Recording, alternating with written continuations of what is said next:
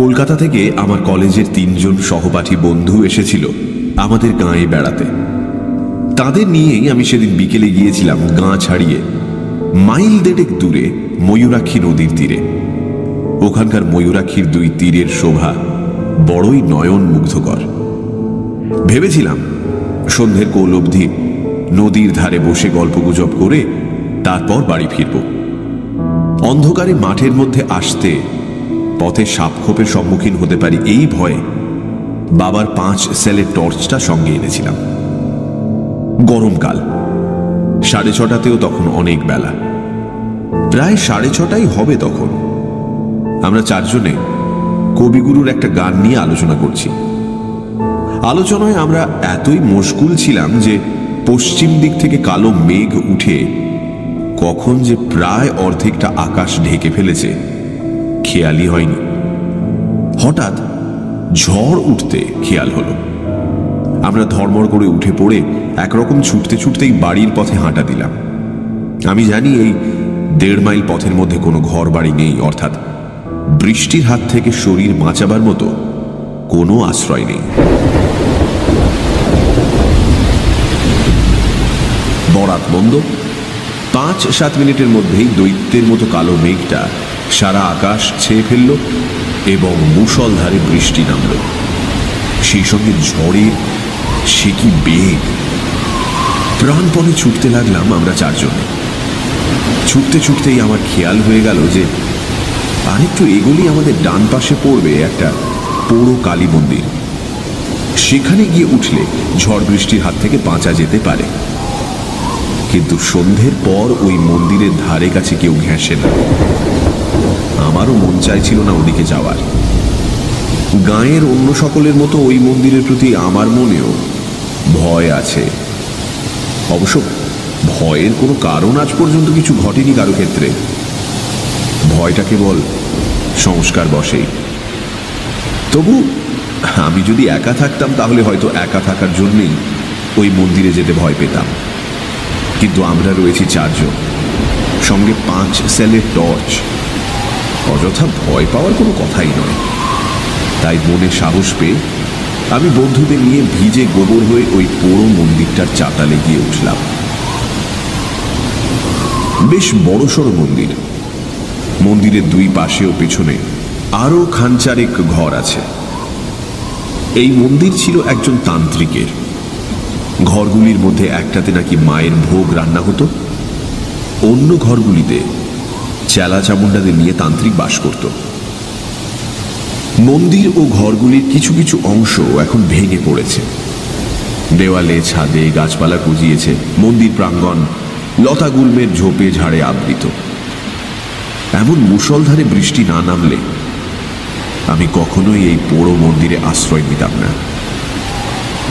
এখন মাত্র সন্ধে রাত, কিন্তু জায়গাটার পারিপার্শ্বিক পরিস্থিতি দেখে মনে হচ্ছে যেন মাঝরাত। বন্ধু শ্যামল বলল, আচ্ছা জায়গায় আমাদের নিয়ে এলি বটে, সাপে খোপে কামড়াবে না তো আবার? আমি টর্চটা জেলে চারিদিক দেখে নিয়ে বললাম, দেখে তো সেই রকমই মনে হচ্ছে। কি করবো ভাই, যা বৃষ্টি নামলো। বাড়ি যে এখনো অনেক দূরে, আর এই বৃষ্টিতে এতখানি রাস্তা ভিজলে সবাইকেই কিন্তু জ্বরে পড়তে হবে। আরেক বন্ধু রতন বলল, সে কথা সত্যি।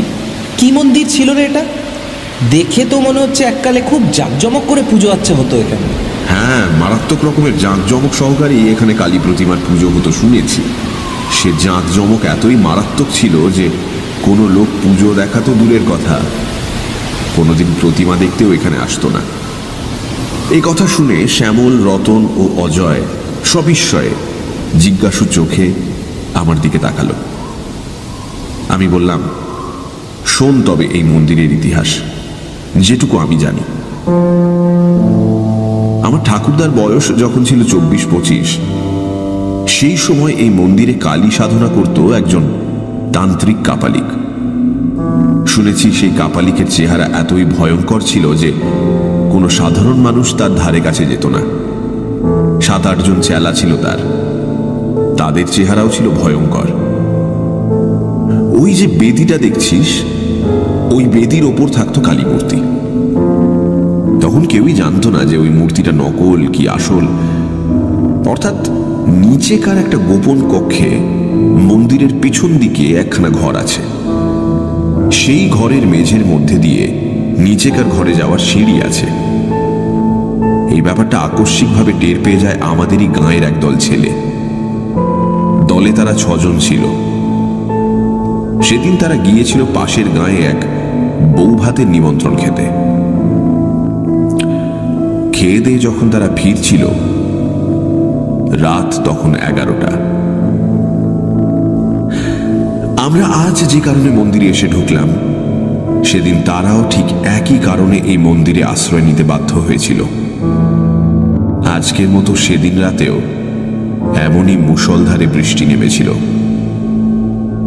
তারা এই মন্দির চাতালে উঠে দেখে প্রতিমার দরজা বন্ধ, মানুষের কোনো সাড়া শব্দ পাওয়া যাচ্ছে না।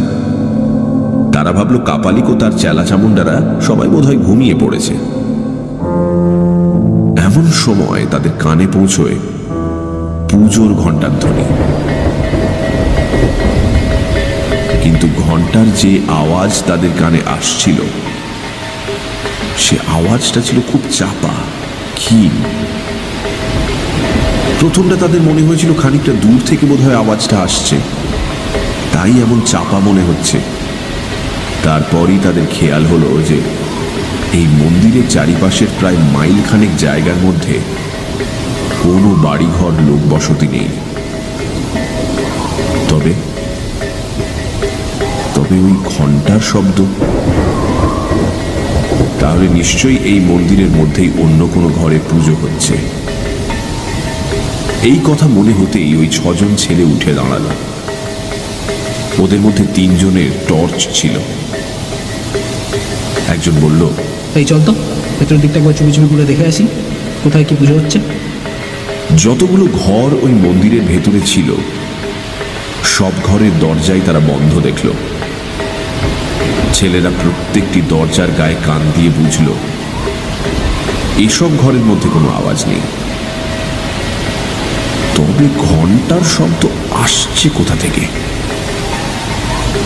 তারপর তারা মন্দিরের পেছন দিকে যেতেই তাদের মনে হলো ঘণ্টার আওয়াজটা এখানে স্পষ্ট।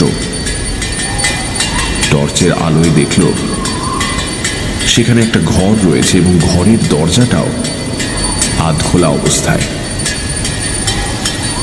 ছেলেরা এবার আরো হুঁশিয়ার হলো। ঘরটার মধ্যে কোনো লোকজন থাকতে পারে বলে তাদের মনে সন্দেহ হওয়ায় তারা অন্ধকারের মধ্যে গা মিশিয়ে নিশ্চুপে অনেকক্ষণ অপেক্ষা করল। কিন্তু ওই ঘরটাও জনশূন্য রয়েছে। এ ব্যাপারে শেষ পর্যন্ত নিশ্চিন্ত হয়ে তারা সকলে ধীরে ধীরে ওই কক্ষে প্রবেশ করল। ভেতরে কি আছে এটাই তারা দেখতে চায়। কিন্তু ঘরটার মধ্যে ঢুকতেই ঘণ্টার শব্দ আরো স্পষ্ট হয়ে উঠল। এবার তারা বুঝল ওই ঘরের মধ্যেই ঘণ্টার ধ্বনির রহস্য লুকিয়ে আছে। টর্চের আলোয় তারা ঘরের মেঝেতে একটা বিরাট চৌকো ভারী লোহার পাত দেখতে পেল। লোহার পাতটা দেখে তাদের মনে কেমন যেন সন্দেহ জাগল। খুব সন্তর্পণে পাতটার দিকে এগিয়ে একজন সেটা টেনে সরাবার চেষ্টা করল, কিন্তু সেটা এত ভারী একজনের পক্ষে টেনে সরানো সম্ভব নয়। তখন তারা করল কি, 4 জনে ধরে সেটাকে এমন সাবধানে টানতে লাগলো যাতে কোনো রকম শব্দ না হয়। খানিকটা টানতেই একটা গর্তের মুখ তারা দেখতে পেল এবং সেই ঘণ্টার শব্দ একেবারে স্পষ্ট হয়ে উঠল। বুঝল এই ঘরের নিচেকার কোনো চোরা কুঠুরিতে ঘণ্টা বাজছে এবং সেই ঘরে যাওয়ার এটাই হলো গুপ্তদ্বার। ছেলেরা রহস্যের গন্ধ পেল। এমন গুপ্ত কক্ষে পুজো আচ্চা করার কারণ কি? নিগূঢ় কারণে নিশ্চয়ই কিছু একটা আছে। এবং সে কারণ জানবার জন্য তাদের সকলকার ডান পিঠে মন আনচান করে উঠল। তারা সেই লোহার পাতটাকে আরো খানিকটা সরিয়ে গুপ্তদ্বার সম্পূর্ণ উন্মুক্ত করে ফেলল। তাদের নজরে পড়ল কয়েক ধাপ সিঁড়ি সোজা নিচের দিকে নেমে গিয়ে ডান দিকে বেঁকে গেছে। গুপ্তকক্ষে যে আলো জ্বলছে তারই আলোয় আলোকিত হয়ে আছে সিঁড়ির বাঁকের মুখটা, ফলে সমস্ত সিঁড়িটাই মোটামুটি ভাবে দেখতে পাওয়া যাচ্ছে। অতঃপর ছেলেরা মুহূর্তকালের জন্য একবার চুপি চুপি যুক্তি করে স্থির করে নিল যে তারা নিঃশব্দে সিঁড়ি বেয়ে খানিকটা নিচে নেমে দেখে আসবে কি ধরনের পুজো ওখানে হচ্ছে, যে পুজোর জন্য এত গোপনীয়তার প্রয়োজন। সিঁড়ির সেই বাঁক অবধি নেমে ছেলেরা সন্তর্পণের ডান দিকে দৃষ্টিপাত করে যা দেখতে পেল তাতে তারা ভয়ে বিস্ময়ে একেবারে হতভম্ব হয়ে গেল। তারা দেখল দরজা জানলাবিহীন মাঝারি আকারের একখানা ঘর। ঘরখানার একপাশে হাত তিনেক লম্বা এক কালী প্রতিমার সামনে একজন ভয়ঙ্কর দর্শন তান্ত্রিক কাপালিক পুজোয় মগ্ন। তার আশেপাশে কয়েকজন চেলা চামুন্ডা দাঁড়িয়ে রয়েছে। তাদের মধ্যে দুজন একটি 10-12 বছরের বালককে ধরে আছে, আর একজনের হাতে রয়েছে একটি তীক্ষ্ণ ধার খড়গ। এছাড়া ঘরখানার একটি কোণে জড়ো করা ছিল কয়েকটি সুতীক্ষ্ণ বর্ষা এবং আরো গোটা চারেক খড়গ। ছেলেরা বুঝল এই মন্দিরের আসল পুজো এখানেই হয় এবং নরবলি পর্যন্ত হয়ে থাকে। ইতিমধ্যে কাপালিক পুজো শেষ করে আসন ছেড়ে উঠে দাঁড়ালো এবং ঘাতকের দিকে চেয়ে ইশারায় বলির নির্দেশ দিল। ইশারা পেয়ে ঘাতক খাঁড়াটাকে শক্ত করে বাগিয়ে ধরল, আর সেই চেলা দুজন বালকটিকে নিয়ে এগিয়ে গেল প্রতিমার সামনে। এর পরের অমানসিক মর্মান্তিক দৃশ্যটি দেখবার জন্য গাঁয়ের সেই ছেলেরা আর সেখানে অপেক্ষা করেনি। কোন সুস্থ মানুষের পক্ষেই এই দৃশ্য দাঁড়িয়ে দেখা সম্ভব নয়। ওই অসহায় বালকটিকে বাঁচাবার জন্য সে সময় ছেলেগুলোর মনে প্রচন্ড একটা উত্তেজনা জেগে উঠেছিল বটে, কিন্তু তারা বুঝেছিল যে বাধা দিতে গেলে ওই সশস্ত্র দুর্ধর্ষ কাপালিকগণের হাতে তাদের মৃত্যুবরণ করতেই হবে। তাই তারা আবার চুপি চুপি ওপরে উঠে এসে লোহার পাতটা আগেকার মতোই চাপা দিয়ে রেখে গাঁয়ে ফিরে গিয়েছিল। কিন্তু ওই হিংস্র নরঘাতক কাপালিকদের কথা তারা ভুলতে পারল না। ওই কাপালিকরা এর আগে কত যে শিশু হত্যা নরহত্যা করেছে তার হয়তো ইয়ত্তা নেই, তবে ওইসব বলি ওরা ছেলে চুরি যাওয়ার অপবাদের জন্য আশেপাশে গাঁ থেকে জোগাড় করত না। তা যদি করত তাহলে আমাদের গাঁয়ের মধ্যে ভীষণ একটা হইচই পড়ে যেত, কিন্তু সেরকম কিছু শোনা যায়নি কোনোদিন। তার মানে ওরা নিশ্চয়ই কোনো দূর দেশ থেকেই বলি জোগাড় করত। যাই হোক, ভবিষ্যতে আর যাতে তারা কোনো মানুষ খুন করতে না পারে ছেলেরা তার যথাযথ প্রতিকার করবার জন্য বদ্ধপরিকর হয়ে উঠল।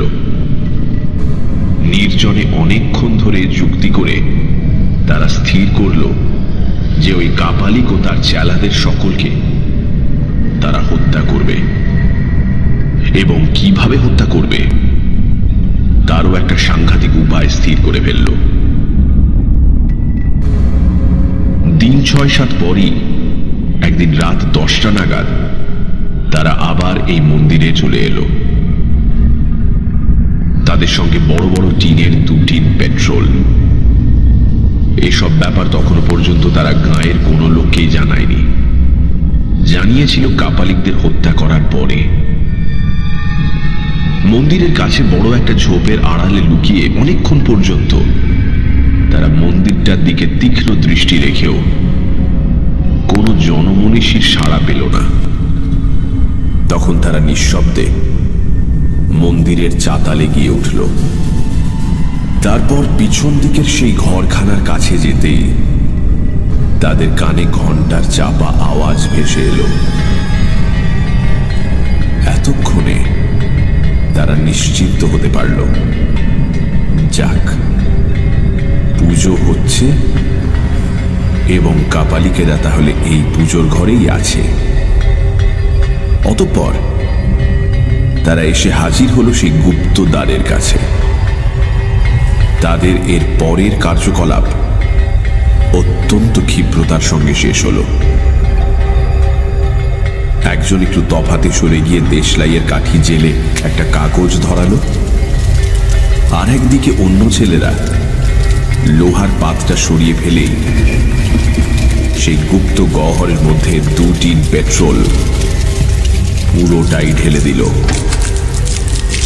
তারপর সেই জ্বলন্ত কাগজের টুকরোটা ভেতরে ফেলে দিতেই দপ করে গহ্বরের মধ্যে আগুন জ্বলে উঠল।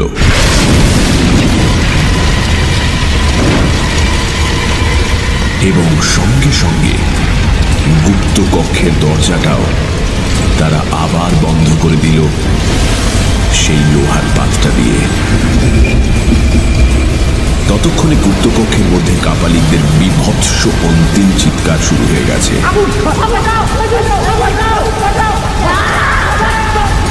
কিন্তু সেই চিৎকার অতি অল্পকালের মধ্যেই থেমে গেল। প্রচন্ড নিস্তব্ধতা নেমে এলো। তারপর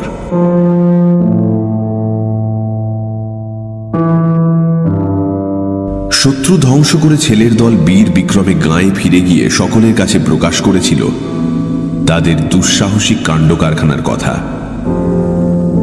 তা শুনে গাঁয়ের লোক স্তম্ভিত হয়ে গিয়েছিল। কিন্তু এই মন্দিরের ধারে কাছে আগেও যেমন কেউ আসতো না, কাপালিকদের মৃত্যুর পরও কেউ কোনোদিন শখ করে এদিকে আসেনি। সেদিন সেই ছেলেরা যেমন এসেছিল, আমরা আজ যেমন এলাম, তেমনি নিতান্ত দায়ে পড়ে হয়তো কেউ কদাচিৎ এদিকে এসে থাকতে পারে। গল্প শেষ করে আমি চুপ করতেই অজয় বলল, আশ্চর্যকাণ্ড। অন্য দুজন বন্ধু চুপ। হঠাৎ ভয়ে আমার সারা দেহ কেঁপে উঠল, সারাটা শরীর কুঁকড়ে গেল আমার। হ্যাঁ হ্যাঁ হ্যাঁ, বেশ স্পষ্টই শুনতে পাচ্ছি ঘন্টার শব্দ। যদিও খুব চাপা, তবুও সাংঘাতিক রকমের স্পষ্ট, যেন সেই বহুকাল আগেও যেমন ছিল এখনো তেমনি এই মন্দিরের চারিপাশে প্রায় মাইলখানেক জায়গার মধ্যে কোনো ঘর বাড়ি নেই। তবে তবে কোত্থেকে আসছে এই ঘন্টার শব্দ? সেই গোপন কক্ষে আবার কি নতুন কোনো কাপালিক আশ্রয় নিয়েছে? না, মন্দিরের যা পুরো অবস্থা তাতে নিঃসন্দেহে বলা যায় এখানে কোনো লোক বাস করে না। মন্দিরের সর্বত্র ধুলো, বালি, শুকনো পাতা, কাঠি কুটিতে ভর্তি। দেওয়ালের ফাটলে ফাটলে গাছপালা জন্মেছে। লোক বাস করলে মন্দির চাতালে এমন 1 ইঞ্চি পুরো ধুলোবালিও জমে থাকতো না, শুকনো কাঠি কুটিও পড়ে থাকতো না। তবে তবে এই ঘন্টার আওয়াজ আসছে কোথা থেকে? এই মন্দিরের মধ্যে থেকেই আসছে, তাছাড়া আবার কোথা থেকে আসবে? শ্যামল, অজয় আর রতন এদের কানেও পৌঁছেছে ঘন্টার শব্দ। অজয় 2 ভুরু কুঁচকে সন্দিগ্ধ কণ্ঠে বলল, ঘন্টার আওয়াজ আসছে না? আমি বললাম, সেই অন্ধকারের মধ্যেও দেখতে পেলাম অপর বন্ধু জল চোখে আমার মুখের দিকে তাকিয়ে আছে। অজয় হচ্ছে 1 নম্বরের ডান পিঠে ছেলে, অত্যন্ত সাহসী। সে আমাকে জিজ্ঞেস করলো, এই ঘন্টার আওয়াজ কোত্থেকে আসছে বলে মনে হয় তোর? আগে তো কাছাকাছি কোনো ঘর বাড়ি ছিল না শুনলাম, এখন? না, এখনো তেমনই। মাইল খানেকের মধ্যে বাড়িঘর কিচ্ছু নেই। তাহলে? কিছুক্ষণ ভাবলো অজয়, তারপর আবার বলল, তাহলে কি আবার কেউ সেই ঘরে ঠাকুর প্রতিষ্ঠা করে পুজো করছে? অবশ্য দেখে শুনে তো মনে হচ্ছে না 20 বছরের মধ্যে এখানে কোনো লোক বাস করেছে বলে। যাই হোক, ব্যাপারটা না দেখে ছাড়ছি না। আওয়াজ শুনে তো মনে হচ্ছে এই মন্দিরের মধ্যে থেকেই আওয়াজটা আসছে। চল তো সেই ঘরটার মধ্যে নিয়ে চল তো আমাকে, যে ঘরটায় বলেছিলি লোহার পাতে ঢাকা গুপ্ত পথ আছে। সে ঘর তো আমি জানি না, তবে শুনেছি পেছন দিকে। চল দেখি। আমার সেদিকে যাওয়ার মোটেই ইচ্ছে ছিল না, কিন্তু পাছে শহরের বন্ধুদের কাছে আমি ভীরু কাপুরুষ প্রতিপন্ন হই, সেই ভয়তেই আমাকে ওদের নিয়ে যেতে হলো। মন্দিরের পিছন দিকে পৌঁছতেই ঘন্টার আওয়াজটা আরো খানিকটা স্পষ্ট হলো। ভয়ে থরথরিয়ে কেঁপে উঠলাম আমি। কাঁপা কাঁপা গলায় বললাম, হ্যাঁ, সেই ঘরেতেই ঘন্টা বাজছে, কোনো ভুল নেই। আবার কারা এলো? আমি যে একটু ভয় পেয়েছি, অজয় বোধহয় তার টের পেল। কি রে বিপিন, তুই কি ভয় পাচ্ছিস? না না, ভয় পাবো কেন? তবে তবে ভাবছি কোনো নরবলি টরবলি হচ্ছে না তো। দেখা যাক না কি হচ্ছে। আমি বুঝতে পারলাম রতন বা শ্যামলেরও এসব ব্যাপারে উৎসাহের অভাব রয়েছে। ওরা দুজনও কেমন যেন নিয়ে রয়েছে। আমার মতোই অবস্থা আর কি। ভীতু কাপুরুষ প্রতিপন্ন হতে চায় না বলেই নিরুত্তরে এগিয়ে চলেছে। অজয় আমার কাছ থেকে আগেই টর্চ টানিয়েছিল। টর্চের আলোয় দুই পাশ দেখতে দেখতে সে এগিয়ে চলেছিল। যে কটা ঘর দেখলাম, কোনো ঘরেরই দরজা জানলা নেই। সব উড়িয়ে নষ্ট করেছে আর ভেঙে চুরে পড়েছে। চারিদিকে ধুলোবালি, নোংরা। এখানে কোনো লোকের যাওয়া আসা থাকলে এই পুরো ধুলোর উপর পায়ের দাগ নিশ্চয়ই থাকতো, কিন্তু না, কোনো পায়ের দাগ নেই। এমনকি কোনো জন্তু জানোয়ারেরও পর্যন্ত না। শুধু আমরাই কজন সুস্পষ্ট পদচিহ্ন ফেলে এগিয়ে চলেছি। অসম্ভব, এখানে কোনো মানুষ থাকতেই পারে না।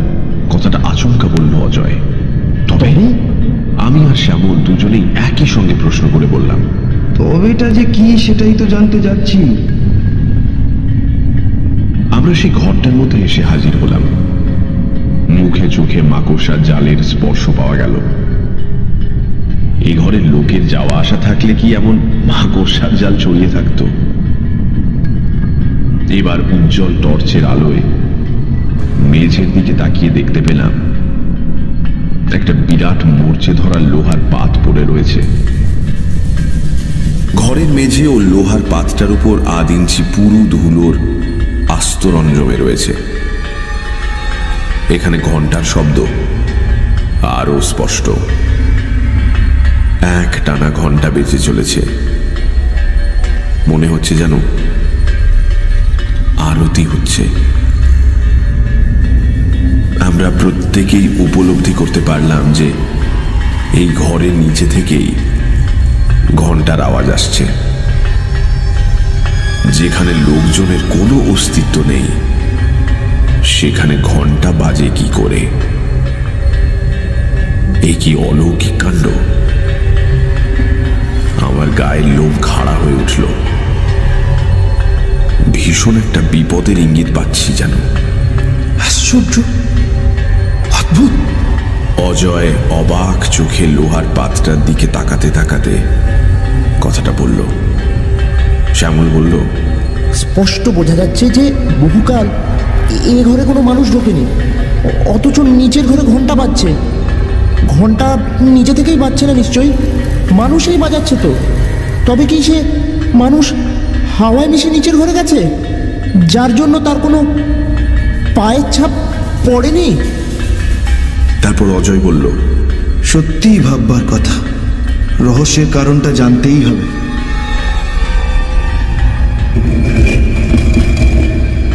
এবার আমরা সকলে মিলে লোহাটা টেনে সরাতেই গুপ্ত পথ নজরে পড়ল, আর সেই সঙ্গে ঘন্টার আওয়াজটাও একেবারে কানের কাছে এগিয়ে এলো। কিন্তু কি অন্ধকার গর্তটা! সিঁড়ির একটা ধাপও নজরে পড়ছে না। নিচেকার ঘরে নিশ্চয়ই কোনো আলো জ্বলছে না। ছোট একটা প্রদীপ জ্বললেও তার আলোর রেখা নিশ্চয়ই আমাদের নজরে পড়ত, এবং সিঁড়ির নিচেকার দিকটাও অদ্ভুত আবছাভাবে আলোকিত হয়ে থাকত। তবে কি অন্ধকারে বসেই পুজো করছে? কি অস্বাভাবিক ব্যাপার! অজয় চুপি চুপি বলল, এই শোন, আমার পিছু পিছু আয় তোরা, খুব সাবধানে নামবি, টর্চ চালবো না, কোন রকম শব্দটা যেন না হয়। দুপাশের দেওয়াল ধরে ধরে নিঃশব্দে সিঁড়ির বাঁক পর্যন্ত নেমে দাঁড়ালাম। সঙ্গে সঙ্গে ঘন্টার আওয়াজ থেমে গেল। চোখে কিচ্ছু দেখতে পাচ্ছি না আমরা। অস্বাভাবিক অন্ধকারে আমরা চারজনে যেন অন্ধ হয়ে দাঁড়িয়ে আছি। এত নিরেট অন্ধকার জীবনে কোনো দিন দেখিনি। আমরা সকলে গায়ে গা ঠেকিয়ে বেশ কিছুক্ষণ সেখানে দাঁড়িয়ে থেকেও কোনো মানুষজন তো দূরের কথা, একটা আরশোলার অস্তিত্ব পর্যন্ত টের পেলাম না। হঠাৎ অজয়ের হাতের 5 সেলের টর্চটা জ্বলে উঠল। টর্চে ছিল নতুন ব্যাটারি। উজ্জ্বল আলোয় উদ্ভাসিত হয়ে উঠল চারিদিক। দেখতে পেলাম সেই গুপ্ত কক্ষের মেঝের উপর কতগুলো নরকঙ্কাল পড়ে রয়েছে।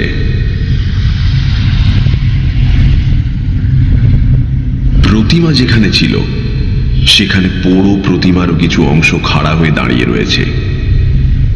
ঘরের একটা কোণে সেই বর্ষা আর খাঁড়াগুলো রয়েছে, আরেকটা খাঁড়া পড়ে রয়েছে প্রতিমার কাছাকাছি জায়গায়। পুজোর ঘণ্টা এবং কয়েকটা থালা, কোষাকুষি ইত্যাদি প্রতিমার সামনে পড়ে রয়েছে। এই সমস্ত জিনিস আগুনে পুড়ে এবং তার উপর ধুলোর আবরণ জমে এমন চেহারা হয়েছে যে বোঝবার উপায় নেই কোনটা লোহার তৈরি, কোনটা তামার, বা কোনটা পিতলের জিনিস।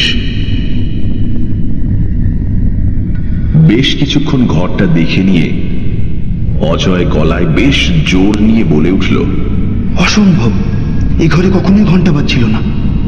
ঘন্টার শব্দ অন্য কোথাও থেকে আসছিল। আমাদের সকলেরই শোনার ভুল হয়েছে, আর এখানে নয়।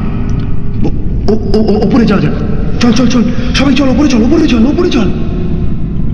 আমি বেশ স্পষ্টই বুঝতে পারলাম কথা বলার সময় অজয়ের গলা কাঁপছিল। আমার নিজের অবস্থাই অত্যন্ত শোচনীয়। কি যে এক নিদারুণ ভয়ে আমি ঘেমে উঠলাম।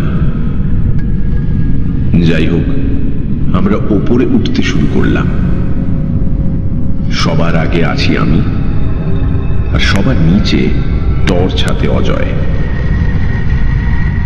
হঠাৎ অজয়ের আর্তচিৎকারে আমরা ভীষণভাবে চমকে উঠলাম। চিৎকার করতে করতে অজয় বসে পড়ল সিঁড়ির ওপর।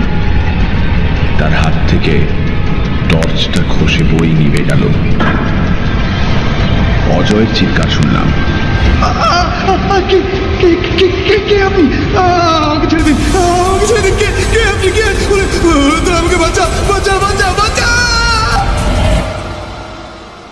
তারপরে চুপ। আমরা হুড়মুড় করে নেমে গেলাম অজয়ের কাছে। টর্চটা কোথায় পড়েছে কে জানে। আমরা তো সেই অন্ধকারের মধ্যেই অজয়কে ধরাধরি করে কোনো রকমে নিয়ে এলাম ওপরে। বুঝলাম অজয়ের জ্ঞান নেই। তারপর কিভাবে কত কষ্ট করে যে অচৈতন্য অজয়কে নিয়ে সে রাতে বাড়ি পৌঁছেছিলাম সে কথা এখানে না বললেও চলবে। ডাক্তারকে খবর দেওয়া হয়েছিল। তিনি দেখে শুনে ওষুধ দিয়ে বলেছিলেন, মনে হচ্ছে ভয়ঙ্কর কিছু একটা দেখে ভয়ে জ্ঞান হারিয়েছে।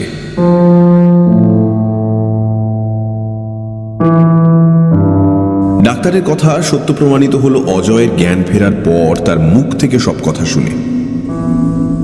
জ্ঞান অবশ্য ঘন্টা দুয়েকের মধ্যেই ফিরেছিল, কিন্তু সে মোহাচ্ছন্নর মতো ছিল পরদিন বেলা প্রায় 8টা অবধি। বেলা 10টা নাগাদ তাকে বেশ খানিকটা সুস্থ মনে হতে আমরা গত রাতের ঘটনাটার কথা তার কাছে জানতে চেয়েছিলাম। উত্তরে সে বলেছিল তার মনে হয়েছিল একজন ভীষণ দর্শন কাপালিক এক হাতে তাকে চেপে ধরে অন্য হাতে ধারালো খাঁড়া তুলে তার গলায় একটা কোপ বসিয়ে দিয়েছিল। তাই অমন ভাবে সে চিৎকার করে উঠেছিল।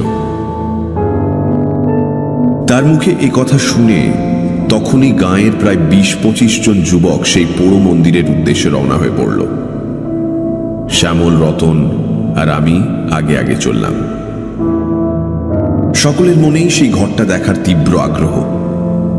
দিনের বেলা বেশ ভালোভাবেই দেখাশোনা যাবে, এতকাল কারো মনে কোনো আগ্রহ জাগেনি। আজ এত বছর পর একটা অস্বাভাবিক ঘটনা ঘটে যাওয়ায় গাঁয়ের আজকালকার তরুণ যুবকেরা কৌতূহল দমন করতে পারল না। দিনের বেলা হলেও সেই পাতাল কক্ষ অন্ধকারাচ্ছন্ন থাকবে অনুমান করে নিয়ে আমি গোটা 4-5 টর্চ নিয়ে যাওয়ার পরামর্শ দিয়েছিলাম, কিন্তু কার্যক্ষেত্রে দেখা গেল প্রায় 10 টর্চ নিয়ে এসেছে। গুপ্তদ্বারের সামনে এসে দেখা গেল সত্যি ভেতরটা বেশ অন্ধকার। যাই হোক, আমরা টর্চগুলো জেলে একে একে নামতে লাগলাম নিচে।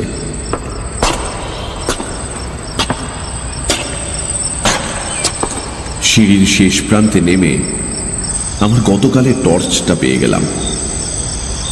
কিন্তু এ কি? এখানে একটা নরকঙ্কাল এলো কি করে? দেখেই শিউরে উঠলাম। বেশ মনে আছে এখানে সিঁড়ির গোড়ায় তো কোনো কঙ্কাল ছিল না। কঙ্কালগুলো তো সবই দেখেছিলাম ঘরের মেঝের উপর এদিক ওদিক পড়েছিল। আরে, পায়ের কাছে বিরাট একখানা খাড়া পড়ে রয়েছে দেখছি। কঙ্কাল, খাড়া, না, কখনো না, এসব তো মোটেই এখানে ছিল না। ঘরের মেঝের দিকে তাকিয়ে দেখি প্রতিমার কাছে যে খাড়াটা পড়েছিল সেটাও তো সেখানে নেই। সবগুলো টর্চের আলোয় ঘরখানা প্রায় সাদা হয়ে গেছে। অন্য সকলে অবাক চোখে ঘরের মধ্যে যা যা রয়েছে সেসব লক্ষ্য করছে, কিন্তু আমার নজরে যা পড়ছে তা আশ্চর্য, অতি আশ্চর্য, একেবারে অলৌকিক ব্যাপার। প্রতিমার কাছে যে খাড়াটা পড়েছিল সেখানে খাড়াটা নেই বটে, কিন্তু সেই জায়গায় খাড়ার ছাপটা জ্বলজ্বল করে যেন জ্বলছে। বহুকাল ধরে ঘরের মেঝে ও জিনিসপত্রের উপর বেশ পুরো একটা ধুলোর আস্তরণ জমেছিল, কাজেই সেখান থেকে খাড়াটা উঠে আসার জন্যই অমন সুস্পষ্ট ছাপটা দেখা যাচ্ছে। আর ওখানকার ওই খাড়াটাই যে এখানে এসে পড়েছে এই বিষয়ে আমার মনে কোনো রকম সন্দেহ রইল না। শুধু খাড়াটাই নয়, ওই একই রহস্যজনক উপায়ে কঙ্কালটাও যে ঘরের মেঝে থেকে উঠে এসেছে এখানে, সে বিষয়েও আমার মনে স্থির বিশ্বাস জন্মালো।